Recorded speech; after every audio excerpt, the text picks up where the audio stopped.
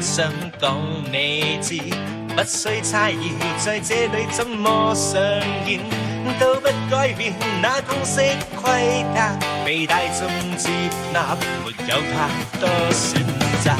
非黑白是灰色灰燼四散，真假都難區分，高不可攀。疏的刁難，有親的稱讚，你信你吧，我形容我方法。細想，在足跡裏察得到未來風向，回響，就算欠奉也好。曾話我不懂去歌唱，誰無過太精趕失去路向，就算受了傷，每一天建立中可跨過路障，潮進和退亦不需太堅強，誰對或錯也捉緊我方向，有時太緊張，得失與否怎令你欣賞？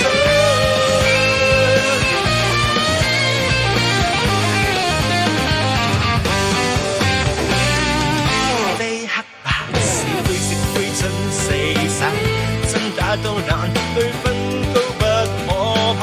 疏的刁難，有親的稱讚，你信你吧，我形容我方法。細想，在足跡裏察得到未來風向，回響，就算欠奉也好。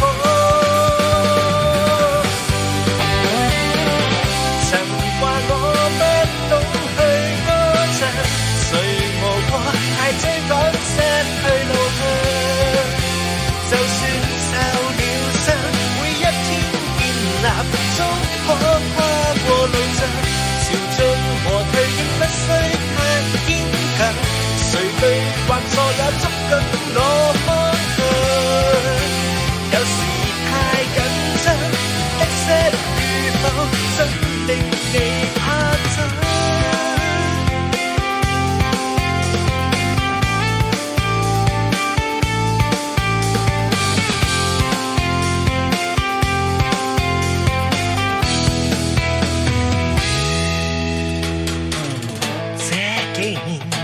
想講你知，不需猜疑，在這裏怎麼上演，都不改變那公式規格，被大眾接納，沒有太多選擇。